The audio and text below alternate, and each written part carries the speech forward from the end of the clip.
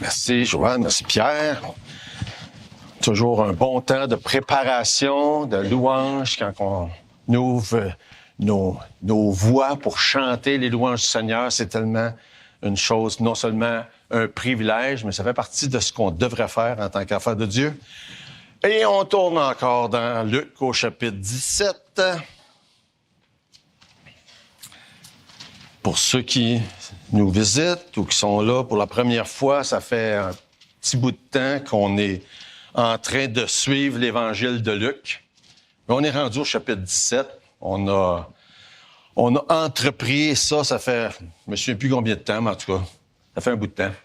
Fait qu'on va lire les versets 7 à 10 pour le moment, puis on va sûrement en rajouter si le temps nous le permet tantôt. Donc, Luc chapitre 17. « Qui de vous, ayant un serviteur qui laboure ou paie les troupeaux, lui dira, quand il revient des champs, « Approche vite, mets-toi à table. » Ne lui dira-t-il pas, au contraire, « Prépare-moi à souper, ceins-toi, sers-moi, jusqu'à ce que j'aie mangé et bu.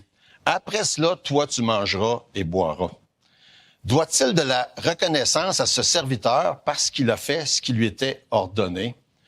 Vous de même, quand vous avez fait tout ce qui vous a été ordonné, dites, nous sommes des serviteurs inutiles, nous avons fait ce que nous devions faire. On va prier, demander au Seigneur de nous conduire dans ce texte-là. Seigneur, merci pour l'opportunité qu'on a de pouvoir ce matin ouvrir ta parole et d'avoir eu déjà le privilège d'entendre quelques réflexions de ta parole sur les récompenses un jour qu'on va avoir dans ta présence, le privilège qu'on a déjà d'avoir été élevé par les chants dans ta présence et dans la louange. Et Seigneur, on voudrait te remettre la gloire, l'honneur qui te revient ce matin, toi le seul, l'unique, vrai Dieu. Bénis Seigneur dans chacun des cœurs et s'il y a qui que ce soit encore qui n'a pas réalisé que par nos péchés on est séparés de Dieu puis on a besoin de se repentir et de venir à Dieu par la foi. Touche les cœurs. Amène à cette grande révélation-là qui est le salut, qu'on puisse se réjouir ensemble, Seigneur, ce matin.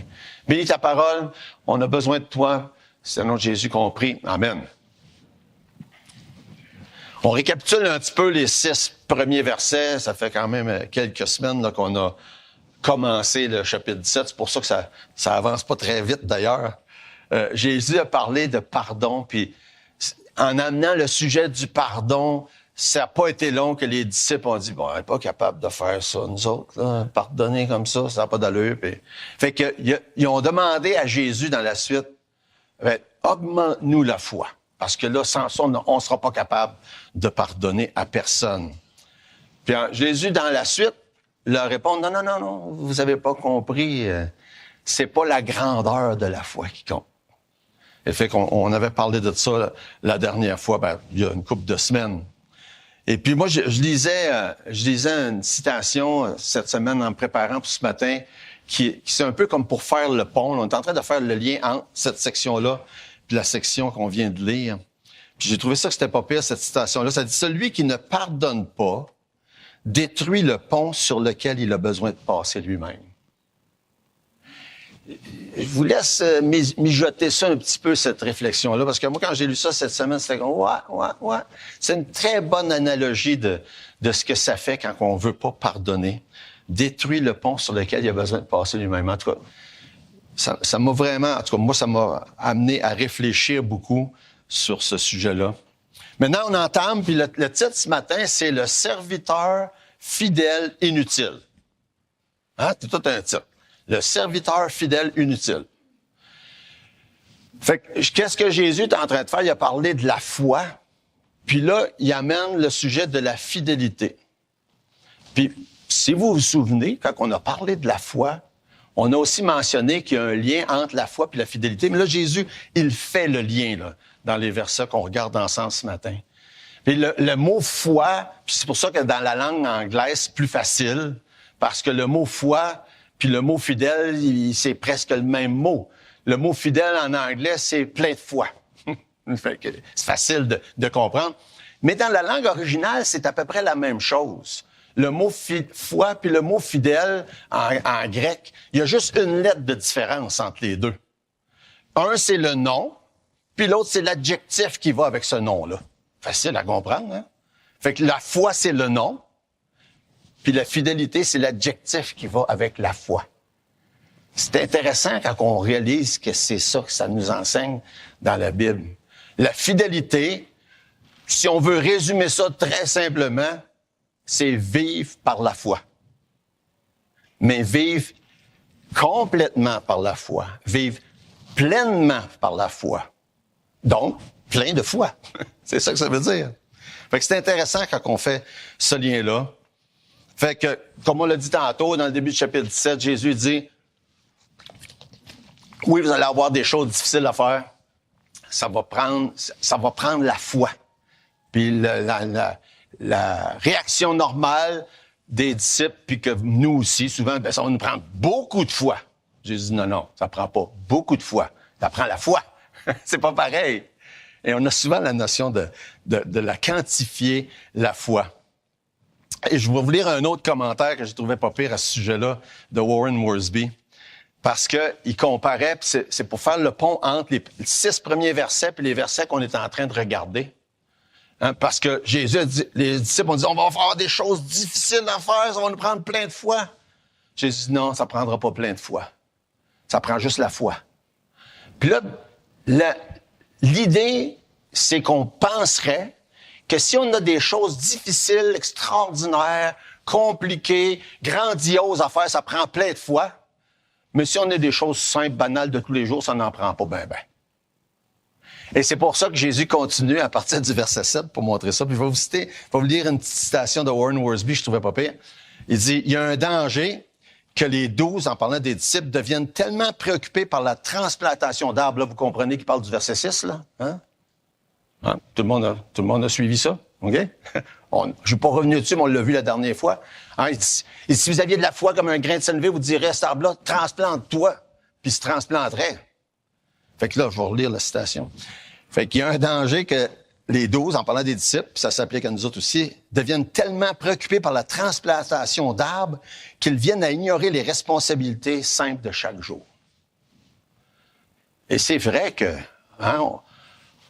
on peut être intéressé dans les grandes choses de la vie chrétienne ou du service, mais ça prend autant, c'est la même foi pour faire des petites choses banales de tous les jours. Ça prend autant de foi à quelqu'un de prendre un petit dépliant qui parle de l'Évangile, à mettre ça sur une table en quelque part dans une salle d'attente, que quelqu'un qui va aller cogner à une porte pour dire hey, « je voudrais vous parler de l'Évangile ». C'est la même foi. Il n'y a pas de grandeur. Fait que c'est pour ça que l'histoire, à partir du verset 7, nous ramène aux choses simples d'un serviteur de Dieu qui a fait des choses simplement et fidèlement. Fait que pour ça, il veut balancer les choses entre la foi grandiose dont il parle comme pardonner 7 fois dans la même journée, c'est ce qu'il venait de dire. Ça prend beaucoup de foi, ça. On en prend encore plus si c'est 490 fois, parce que c'est un autre passage, Jésus dit ça. 70 fois 7 fois. Ça prend autant de foi. C'est la même foi. Il n'y a pas de différence. Il n'y a pas de grandeur. Et que là, on parle d'un serviteur qui est fidèle, qui fait banalement ce qu'il devrait faire à chaque jour. Et Jésus dit non, ça prend la même foi. Il faut être fidèle. Rappelons-nous, là, fidèle, ça veut dire vivre, marcher, agir par la foi. Combien de gens ont la pensée des grandes choses, accomplir des grandes choses, faire des grandes choses, voir des grandes choses. Jésus dit non, faut être fidèle dans les petites choses, puis si on est fidèle dans les petites choses, il va nous en confier des plus grandes. Fait que la première chose qu'on voit à partir du verset 7 dans notre texte, c'est que c'est pas le maître qui sert le serviteur, c'est le serviteur qui sert le maître. C'est pourtant simple, ça. Mais on comprend, faut comprendre comment ça fonctionnait à l'époque, mais on comprend aussi que dans beaucoup de passages, Jésus n'est pas un maître comme les autres. Jésus, oui, il sert les serviteurs. Et ça, c'est pas typique. Ce qui nous enseigne là, c'est qu'il veut qu'on comprenne que généralement, c'est pas de même ça marche. Lui, en tant que serviteur, puis on le voit dans Jean chapitre 13, qu'est-ce qu'il a fait? Il s'est mis à quatre pattes, puis il a lavé les pieds de ses disciples. Ce qui était la tâche du serviteur le plus bas dans la maisonnée, là.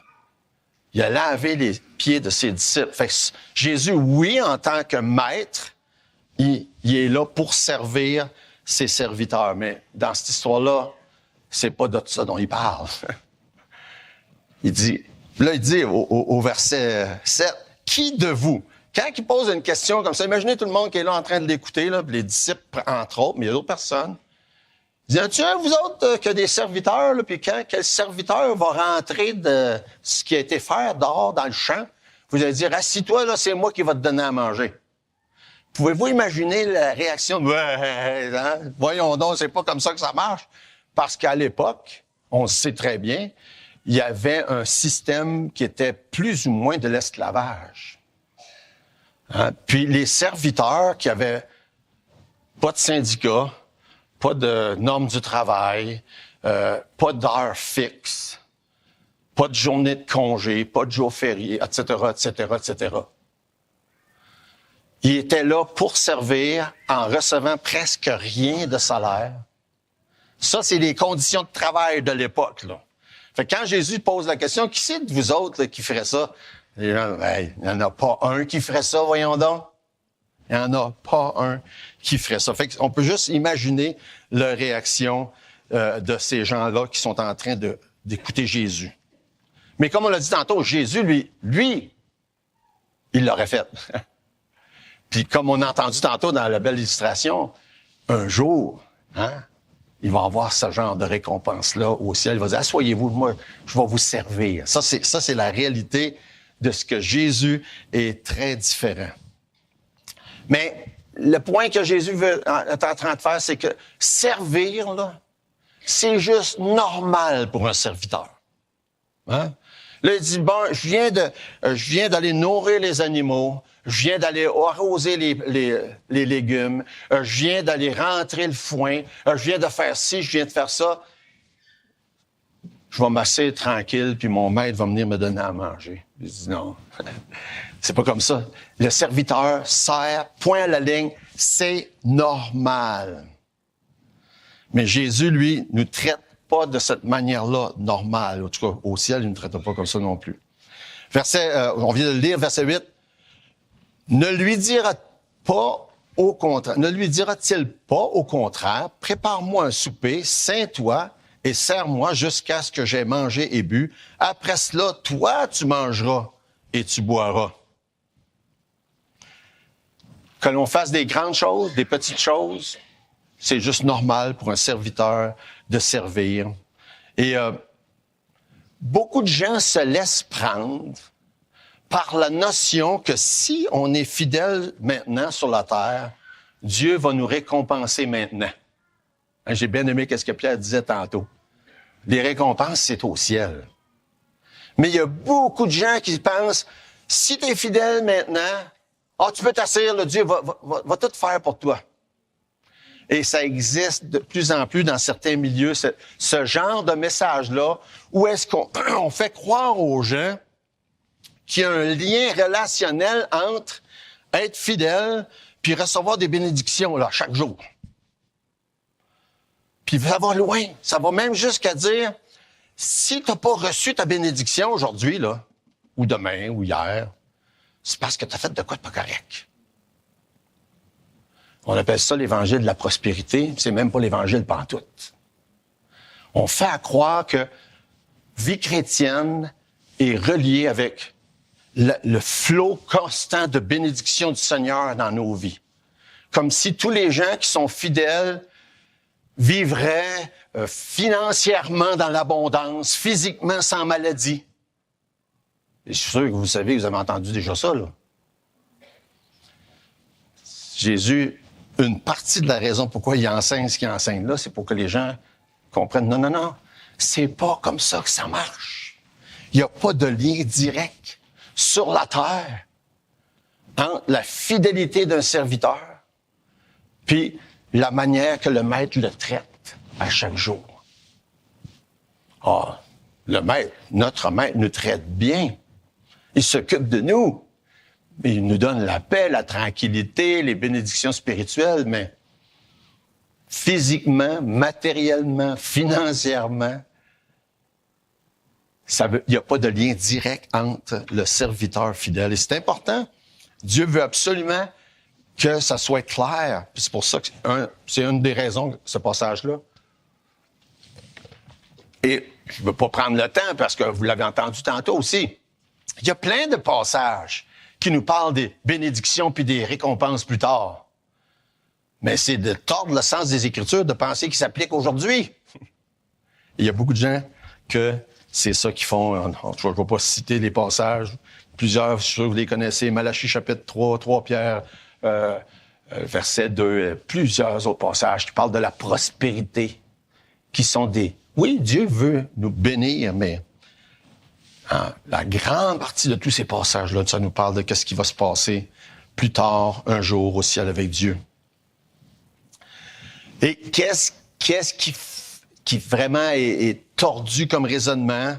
C'est que beaucoup de gens pensent et viennent au point de dire, je vais servir Dieu pour avoir la bénédiction aujourd'hui, pour avoir la santé aujourd'hui, pour avoir de l'argent aujourd'hui. Mais c'est faux. Il n'y a pas de passage dans la Bible qui nous dit ça.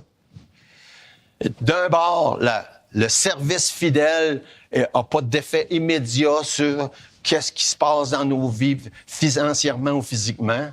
Puis là, l'inverse aussi, avoir des épreuves n'est pas signification. Ça ne veut pas dire que tu as fait de quoi de pas correct. Oui, dans certains cas, oui, Dieu nous dit qu'il peut châtier ses enfants parce qu'il les aime. Et ça va arriver. Mais il n'y a pas de lien direct entre avoir une épreuve parce qu'on a fait de quoi de pas correct cette journée-là. Malheureusement, il y a beaucoup de gens qui enseignent ça, mais ça ne vient pas de la Bible. Donc, un serviteur fidèle, une autre chose qu'on voit dans notre texte, puis celle-là est vraiment...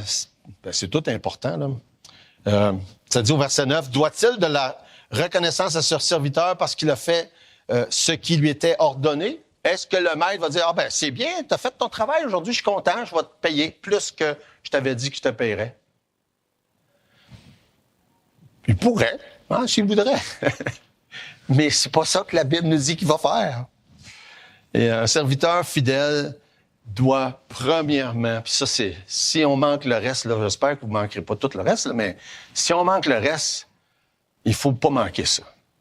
Un serviteur fidèle doit se voir comme un serviteur inutile.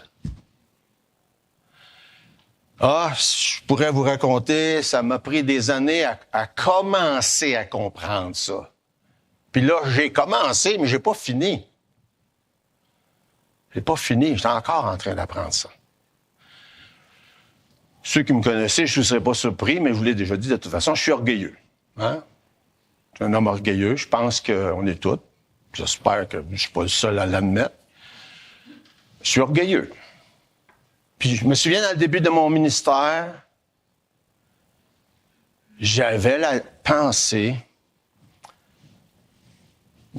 J'étais assistant pasteur pendant 3 ans à Saint-Jean. Je vais compter ça, mais c'est une autre partie.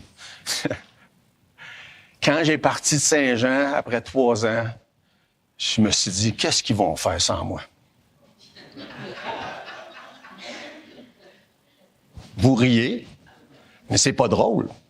Parce que je vous invente pas rien, là. C'est comme ça. Je me suis dit, qu'est-ce qu'ils vont faire sans moi? On appelle ça de l'orgueil, ça? Ben oui. Pendant 6 ans à Québec, j'avais cette mentalité-là. Une chance qu'ils m'ont. Je le disais pas, là, mais il a fallu que Dieu dise, il va falloir que tu apprennes ça à un moment donné, là. Mais, en tout cas, j'ai déjà compté tout ça, mais quitter, découragé, déprimé, se réalisant que j'étais loin d'être à la hauteur de la situation. pour que Dieu commence à semer la petite graine. T'es juste un serviteur inutile. Tout simplement. T'as juste besoin de la foi, puis d'avoir plein de foi, qui est la fidélité. Tout simplement. Toi, t'es pas capable de rien faire.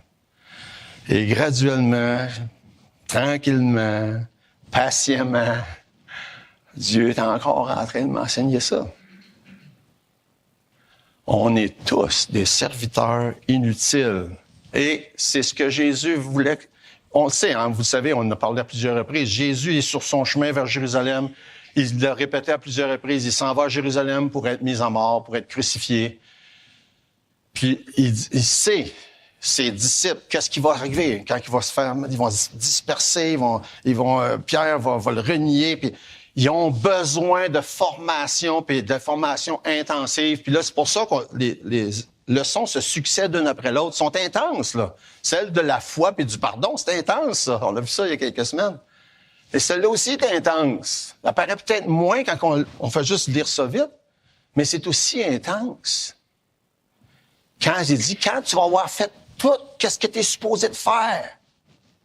Y a-t-il quelqu'un ici qui va lever la main si tu dis, vous faites tout ce que vous êtes supposé de faire, vous autres? Hein? J'espère. Moi, non, en tout cas. J'ai pas fait tout ce que je suis supposé de faire. Il dit, quand tu auras tout fait, là.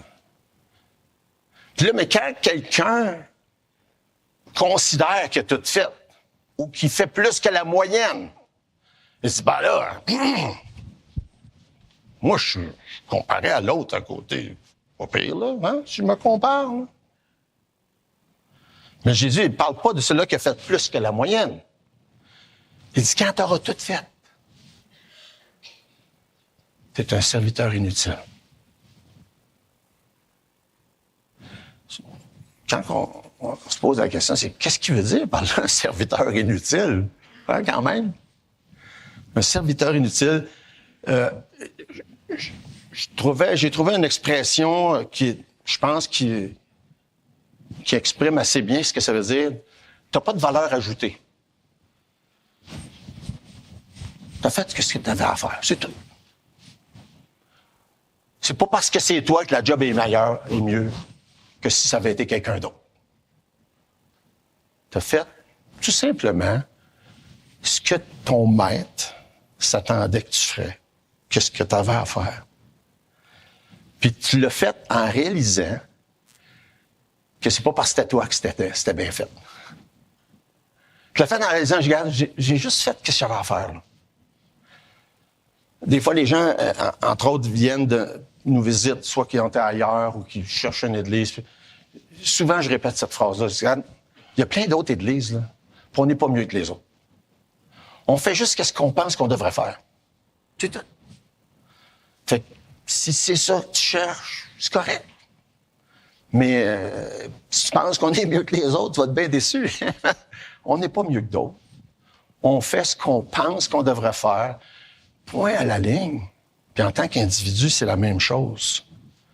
Dieu dit, quand tu auras tout fait ce que tu es supposé, tu vas être un serviteur inutile, puis qui va se dire, à la fin de la phrase du verset 10, j'ai fait qu'est-ce que j'avais à faire. C'est tout. Je peux-tu me féliciter pour ça? Non. J'ai juste fait qu'est-ce que j'avais à faire. Puis un jour, en plus, hein, un jour, Dieu dit qu'il va récompenser ceux qui auront fait qu'est-ce qu'il y avait à faire. Mais en attendant, tu as juste fait qu'est-ce que tu avais à faire quand tu as fait tout ce que Jésus te demandait. Il y a plusieurs autres passages, là, je vais mentionner vite de même, mais dans Luc 16, là, si on recule au verset 10, ça dit « Celui qui est fidèle dans les moindres choses l'est aussi dans les grandes. Celui qui est injuste dans les moindres choses l'est aussi dans les grandes. » Et souvent, on a la tendance à dire « Ben là, mais si c'était quoi de bien important, bien grandiose, là, je vais faire beaucoup d'efforts. Là, je vais le faire par la foi ou je vais le faire fidèlement. » Non, il dit « Non, regarde. Tu as besoin de tous les jours, banal, simple. » Dieu dit, fais-le fidèlement. par la foi, avec la foi. Il y a un lien, je pense, assez intéressant à faire avec Romains chapitre 12.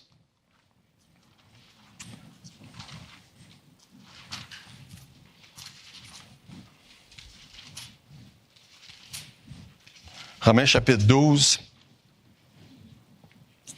versets 1 et 2.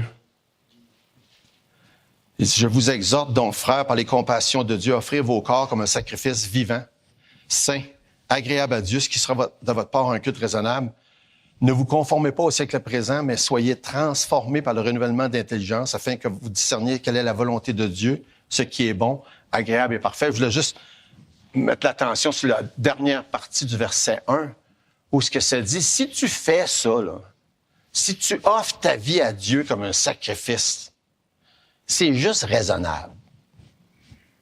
Raisonnable, c'est le mot logique dans la langue originale. C'est logique que quelqu'un qui réalise, qui est un serviteur de Dieu, qui dit, regarde, je t'offre ma vie, je veux vivre pour toi, c'est juste logique. Il n'y a rien d'extraordinaire dans ça. Ce serait pas logique. Hein? Logique ou pas logique, ça va. Ça serait pas logique de ne pas le faire. D'offrir sa vie comme un sacrifice vivant, saint, agréable à Dieu. Puis dire, regarde, fais de ma vie ce que tu veux, je suis ton serviteur. J'ai pas de droit. Littéralement, c'est ce que ça voulait dire à l'époque.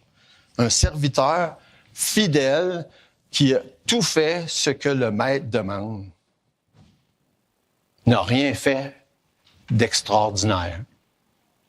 Il a fait ce qui était normal, il a fait ce qui était logique, il a juste fait ce qui était attendu. Vous savez, on entend, je ne veux pas m'arrêter trop là-dessus, mais tout le sujet de l'estime de soi, puis on devrait se voir comme quelqu'un qui est avec une valeur. On voit pas ça dans la Bible. La seule valeur qu'on a, c'est d'être racheté. Que Dieu a jugé qu'on avait la valeur que Jésus devrait payer son sang pour nous racheter de nos péchés. Oui, ça a une grande valeur, ça. Mais c'est le don de Dieu qui a la grande valeur. Et quand il parle de comment on devrait se voir, un serviteur fidèle, inutile. J'aime beaucoup le chant en anglais qui dit « I'm just a sinner saved by grace ». J'aime ça chanter ça, ce chant-là. Ça me touche. Pour ceux qui ne comprenaient pas l'anglais, tout ce que je suis, c'est un pécheur sauvé par la grâce. Rien de plus. Juste un pécheur sauvé par la grâce. Quelle pensée à avoir. Puis, si on applique ça au sens du serviteur dans l'histoire, bien, tout ce que je suis, c'est un serviteur sauvé par la grâce. Un serviteur sauvé par la grâce. Il y a deux extrêmes à éviter. Servir le Seigneur par obligation. Hein? Ah non, dis-moi pas encore qu'il faut. Pouvez-vous imaginer les serviteurs de cette époque-là? Là? Bon, je viens d'aller passer la journée dans le champ à 100 degrés de température, puis là, je rentre, puis il faut en plus que j'y fasse son repas. T'es obligé de le faire, pas le choix. Ou bien le faire par l'appât du gain. Hein? Encore là, je faisais allusion tantôt à ceux qui... fais ça, là, puis Dieu va te donner ça, là. Je ne sais pas si vous avez déjà entendu parler de R.G. Letourneau, fondateur d'une compagnie d'équipement pour les mines. Monsieur Letourneau est décédé, d'après moi, dans les années 60, 1960, là, sans même donner une idée de quand est-ce qu'il a vécu. Il a écrit au moins un livre, là, je ne sais pas s'il en a écrit plusieurs. Déplaceurs d'hommes et de montagnes. Parce que, vous savez, les gros équipements comme dans les mines, là, mettons à Asbestos, c'est vrai, ça ne s'appelle plus comme ça, là, mais... En tout cas, vous savez c'est où Asbestos, là? Les gros camions, là, lui a inventé, il a breveté il y avait 300 brevets de gros équipements comme ça, là, OK? Il est devenu multimillionnaire tôt, là, dans les années 1900. Puis lui, c'est un chrétien qui disait, tu sais, là, on va pas... lui, il donnait 10 % de son revenu, OK? C'est pas un règlement dans le Nouveau Testament en passant. Il y a des gens qui disent que c'est un règlement, ça ne l'est pas. C'est un principe qui était dans l'Ancien Testament, tout simplement. Mais lui, il faisait ça. Puis, vers la fin, quand il est devenu riche, il gardait 10 %. Je dis, ben là, il en avait en masse. Ben oui. Maintenant, connaissez-vous beaucoup, vous autres? Des gens qui en ont en masse puis qui donnent 90 % de... Moi, j'en ai jamais connu. Mais en tout cas, lui, il faisait ça. Puis, dans son livre, qui s'appelle « Déplaceurs d'hommes et de montagnes », il y a une petite citation que je trouvais pas pire. Ça dit « Si vous donnez pour que ça vous rapporte quelque chose, ça vous rapportera rien. » Pas pire. Si vous servez pour que ça vous rapporte quelque chose, ça vous rapportera rien. Vous pouvez appliquer ça dans tous les aspects de la vie chrétienne. On fait pas ça pour ça. On fait pas ça pour ça. Gloire à Dieu. Un jour, Dieu a décidé qu'il allait nous en donner des récompenses. Tant mieux, hein? Mais on fait pas ça pour ça. On fait pas ça pour ça. On donne pas parce que ça va rapporter. On donne pas parce qu'on est obligé. On fait pas parce ça va nous rapporter. On fait pas parce qu'on est obligé. L'attitude d'un serviteur fidèle, c'est de servir par amour, par reconnaissance. Éphésiens 6, versets 5 et 6. Jésus, quand il nous dit de servir nos maîtres, en parlant des maîtres sur terre, il dit, serviteurs, obéissez à vos maîtres selon la chair, avec crainte et tremblement, dans la simplicité de votre cœur, comme à Christ, non pas seulement sous leurs yeux, comme pour plaire aux hommes, mais comme des serviteurs de Christ qui font de bon cœur la volonté de Dieu. Simplement, de bon cœur la volonté de Dieu. Tout comme Jésus a dit dans Jean 14, « Si vous m'aimez, gardez mes commandements. » Par amour.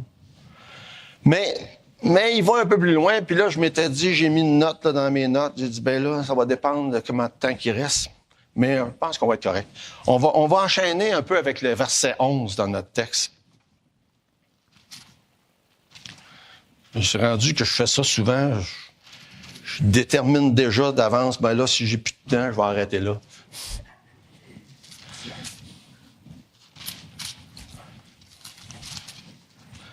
Donc, on est dans le chapitre 17, puis on est rendu au verset 11. Parce que j'espérais là pas être obligé de garder ça pour une autre fois, parce que ça va avec. Parce que tout ça se tient ensemble. Là. L'importance du pardon, puis la foi, puis d'être plein de foi, puis la fidélité, puis de pas se voir comme si tout dépendait de nous autres. Puis là, Jésus amène un autre petit bout d'histoire où il parle de la reconnaissance. Puis c'est tout relié ensemble. Que la raison pourquoi on est un serviteur, c'est que c'est pour démontrer de la reconnaissance. Puis la reconnaissance, dans le texte, entre autres, c'est très étroitement relié avec l'adoration. Fait qu'à partir du verset 11, dans notre texte, Jésus se rendant à Jérusalem, passait entre la Samarie et la Galilée. Comme il entrait dans un village, 10 lépreux vinrent à sa rencontre. Se tenant à distance, ils élevèrent la voix et dirent, « Jésus, Maître, aie pitié de nous. » Dès qu'il les eut vus, il leur dit, « Allez vous montrer au sacrificateur. » Et pendant qu'ils y allaient, il arriva qu'ils furent guéris. L'un d'eux, se voyant guéri, revint sur ses pas, glorifiant Dieu à haute voix. Il tomba sur sa face aux pieds de Jésus, lui rendit grâce. C'était un Samaritain. Jésus, prenant la parole, il dit, « Les 10 n'ont-ils pas été guéris? Et 9 autres, où sont-ils? N'essaie-t-il pas de trouver que cet étranger pour revenir et donner gloire à Dieu? » Puis il lui dit, « Lève-toi, va, ta foi t'a sauvé. » Comme je disais tantôt, c'est important de voir le lien avec tout le reste dans le début du chapitre 17, où c'est que lorsqu'on a la foi, lorsqu'on devient un serviteur fidèlement par la foi, puis qu'on réalise qu'on n'a rien de bon en nous-mêmes, bon, on doit réaliser que oui, s'il y a une des raisons, pourquoi on doit servir le Seigneur, c'est par reconnaissance. Par reconnaissance. Donc, comme on vient de le lire, juste rapidement, contexte, les pharisiens, pas les pharisiens, voyons, lorsqu'on lit ce texte-là, puis il y a un Samaritain dans la gang, les Samaritains, puis le reste des Juifs, il n'y avait pas de lien. Puis si on regarde la géographie où c'est que Jésus se trouvait, c'était juste sur le bord, là, entre le territoire de la Judée puis le territoire de la Samarie. Puis il y a d'autres histoires dans la Bible où on voit, ça nous dit ça, il n'y avait pas de lien là, entre le reste des Juifs, qui étaient, au point de vue de leur génétique, c'était des cousins, là, OK? Mais il reste que il n'y avait pas de lien, puis les Juifs se pensaient beaucoup meilleurs que les Samaritains, puis en tout cas. Fait que tout ça pour dire, il y avait 10 lépreux, puis dans ces gars-là, il y en avait juste un qui était un Samaritain. Mais normalement, il n'y aurait pas eu de lien ensemble, mais le fait qu'il était lépreux et qu'il était à l'écart de tout le reste du monde, ils se retrouvaient ensemble. Fait que c'est un autre détail qui est quand même particulier. Ça nous dit au verset 12. Ça dit, se tenait à distance, ça faisait partie de la loi, il n'y avait pas le droit d'aller où ce qu'étaient les autres. C'était trop contagieux, c'était trop dangereux. Fait qu'ils se tenaient à distance. Puis quand ils ont su que Jésus passait par là, puis qu'ils savaient sa réputation, puis ça nous le dit là au verset 12, ils élevèrent la voix parce qu'ils étaient loin, hein, ils étaient à distance. Ils disent, Jésus, maître, aie pitié de nous. Il y a plusieurs mots dans le Nouveau Testament qui viennent, que le mot maître, là, il y a le mot kurios, d'où vient le mot, non, des fois on dit vient le mot curé, ça c'est pas vrai, le mot curé ça vient du latin, en tout cas, une autre histoire, mais le mot kurios qui veut dire seigneur, est traduit souvent seigneur, c'est pas celui-là qui est là. Le mot qui est là, c'est plus un terme militaire, c'est comme le commandant, le général, celui qui est en charge. Puis il y avait dans leur compréhension, Jésus, là, il est le boss. Là. Il est capable de faire de quoi? Entre autres, sur les maladies. Il avait entendu parler, il avait même fait de toutes sortes de miracles. Donner la vue à quelqu'un qui était né aveugle, c'est quelque chose. Là. Fait que, il demande à Jésus, hein, il intercède envers Jésus, Maître, aie pitié de nous. Fait qu'il y avait la foi, en commençant, que Jésus était capable de faire de quoi? Mais ça dit au verset 14, dès qu'ils les eut vus, il leur dit, allez vous montrer au sacrificateur. Et pendant qu'ils y allaient, il arriva qu'ils furent guéris. Moi, quand je lis ça, ces gens-là, là, il y avait de la foi, là. Jésus a dit, allez vous montrer au sacrificateur. Il n'avait pas le droit d'aller se faire montrer au sacrificateur là, à cause qu'il était lépreux. Il fallait qu'il n'y ait plus de lèpre pour se montrer au sacrificateur. Et c'est intéressant, Jésus les a pas guéris avant qu'ils partent. Il les a guéris pendant qu'ils étaient en chemin. Vous vous imaginez, là, si c'était... Hein, moi, il me dit, là, il dit, vas-y là. Ouais, mais pour aller là, il faut que je sois guéri. Je vais attendre d'être guéri. Non. Pendant qu'il était en train d'y aller. Et c'est clair, ces gens-là, ils ont eu la foi. Ils ont eu la foi. Et ils ont eu la foi pour être guéris. Pour être guéris. Il y a beaucoup de gens qui sont guéris. Jésus a guéri plein de monde. Et les gens, souvent, Jésus fait référence à la foi. Ils ont besoin de la foi pour être guéris.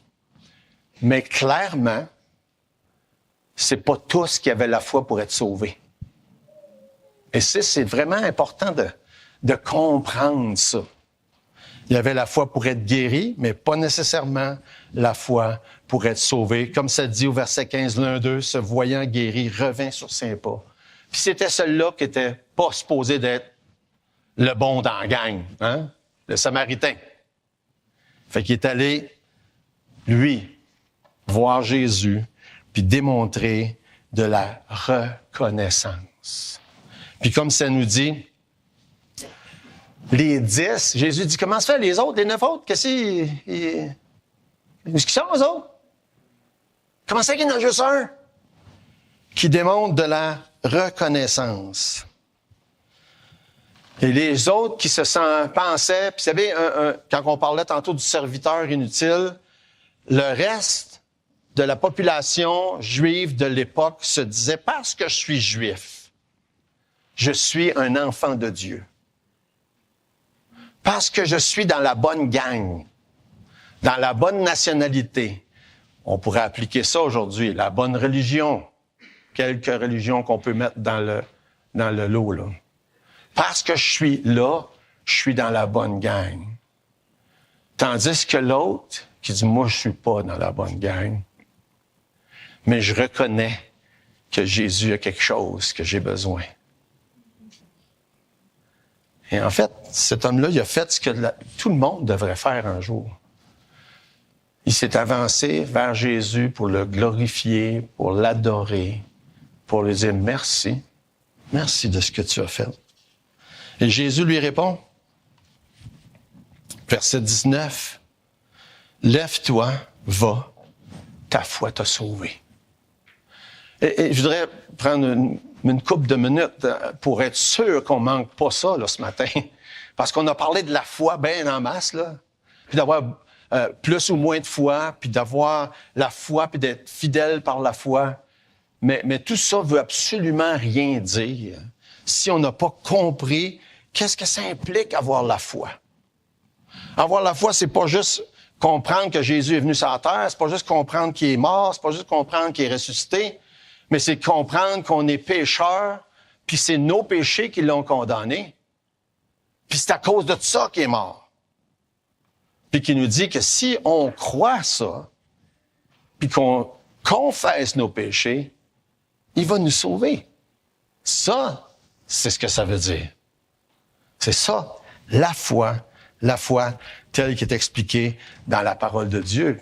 Et si quiconque réalise ça, se tourne vers Jésus puis dit, Seigneur, je suis pécheur. Je suis pécheur. Je le sais que je peux pas mériter quoi que ce soit. Mais toi, tu as tout fait ce qu'il y avait à faire. Et cet homme-là, d'une manière bien simple, sans avoir eu beaucoup d'explications, là, comme on vient de le lire, il a réalisé que Jésus avait quelque chose à lui offrir, quelque chose pour lui, que rien d'autre pouvait lui donner. Et il s'est allé vers Jésus, il l'a glorifié, il lui a donné la gloire qui lui revenait, il lui a dit merci, et une partie de ça s'appelle de l'adoration. De venir vers Jésus, vers Dieu, puis de lui donner toute la gloire qu'il mérite en démontrant de la reconnaissance. Et pour récapituler tout ce qu'on a vu ce matin, c'est pas la grandeur de la foi qui compte, mais c'est la confiance qu'on met en Dieu et non pas en nous-mêmes. Et si on aime Jésus, c'est parce qu'il nous a aimés le premier. Si on l'aime, on obéit. Et si on le sert, c'est pas par obligation, c'est par reconnaissance. C'est pas par l'appât du gain. C'est à cause de qu'est-ce que lui a fait et non pas ce que on voudrait obtenir. Mais avant toute chose, un serviteur doit s'approcher de Dieu avec reconnaissance, avec humilité, pour l'adorer et pour lui donner toute la gloire qui lui revient. Prions. Merci Seigneur pour tes bienfaits, pour ta parole, pour ce que tu nous enseignes. Merci pour ce que tu as fait pour nous ce matin en nous permettant d'être préparés, en attendant une méditation, en chantant des chants. On te remercie pour les prières. On te remercie Seigneur aussi pour tout ce qui va suivre le restant de la journée. Le repas, la tire sur la neige. Et Seigneur, bénis, permets que ta parole pénètre dans nos cœurs. Chacun de nous, on en a besoin. Au nom de Jésus, amen. Si vous êtes, oubliez pas, hein, on a ceux qui n'avaient pas, peut-être pas tout le monde qui était là pour les annonces, on a un repas tantôt, après que on vous dira c'est le temps de descendre en bas. Puis quand tout est fini le repas, il y a la tire sur la neige, c'est juste ici à côté que ça se fait dans le garage. Fait que vous êtes tous bienvenus. Pierre va venir pour un dernier chant.